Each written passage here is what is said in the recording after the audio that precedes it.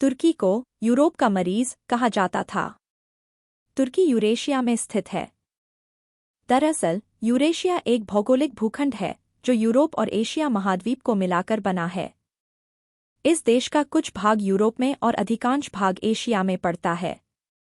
इसीलिए इसे यूरोप और एशिया के बीच का पुल भी कहा जाता है। क्या आप जानते हैं कि तुर्की को यूरोप का रोगी या यूरोप का मरीज भी कहा जाता है?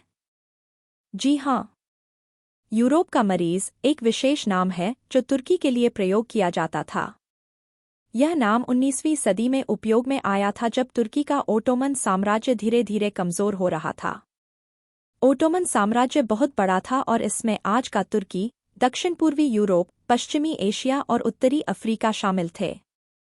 18वीं शताब्दी तक तुर्की समाज अति विशाल था और शक्तिशाली बना रहा, किंतु ओटोमन साम्राज्य इन ईसाइयों पर अत्याचार करता था। तुर्की सुल्तानों की विलासी प्रवृत्ति, अत्याचार के कारण यह विशाल साम्राज्य पतन की ओर अग्रसर हो चला था। बाल्कन प्रदेश में रहने वाली विभिन्न जातियां अपनी स्वतंत्रता के लिए आंदोलन करने लगी।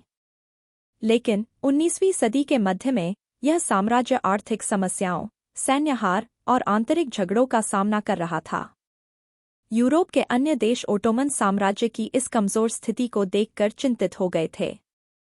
उन्होंने इसे यूरोप का मरीज कहना शुरू कर दिया, क्योंकि उन्हें लगा कि यह साम्राज्य कभी भी टूट सकता है। कई यूरोपीय देश ओटोमन साम्राज्य के कमजोर हिस्सों पर कब्जा करने के लिए तैयार हो गए थे। अंततः प्रथम विश्व युद्ध के बाद ओटोमन साम्राज्य का पतन हो गया और तुर्की गणराज्य की स्थापना हुई। इस प्रकार यूरोप का मरीज का उपयोग तुर्की की कमजोर स्थिति को दर्शाने के लिए किया जाता था।